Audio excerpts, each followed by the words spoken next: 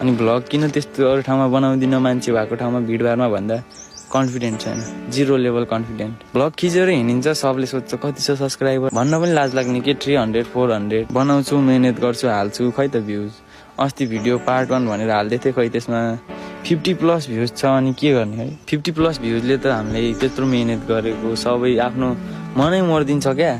अनि भिडियो बनाउने मन लाग्दैन कि, सपोर्टै छैन क्या, सब भ्लगर निस्क्यो अनि कसलाई सपोर्ट गर्न सक्छ। अलिअलि भ्युज आइदिन पर्यो, आफ्नो निरन्तर सब्सक्राइब प्लस हुन पर्यो। त्यति भएपछि त जस्तो ठाउँमा पनि कन्फिडेन्ट आउने रहेछ क्या। सब्सक्राइबर नभएपछि त भ्लग बनाउनु पनि कन्फिडेन्ट नआउने के, लाज लाग्ने छ। त्यसले के भन्ने होला, यस्तो सब्सक्राइबर छैन, यस्तो दुःख गरेर हिँडेको भन्ने हो कि, यताउति भन्ने हो कि भन्ने एकदम लाज लाग्ने क्या। म चाहिँ त्यो पोइन्टले अगाडि बढ्न नसक्या हो क्या। अलिअलि सब्सक्राइबर भेटाएको भए, मैले अलिअलि भ्युज भेटाएको भए चाहिँ म अगाडि बढ्थेँ क्या। अब भ्युजै भेटाएन, अब म आफै त्यस्तो कन्टेन्ट दिन नसके होला, त्यो मेरै गल्ती हो है। जस्तो छ त्यस्तै कन्टेन्ट दिएर पनि होला, म केही भन्दिनँ अरूलाई पनि है।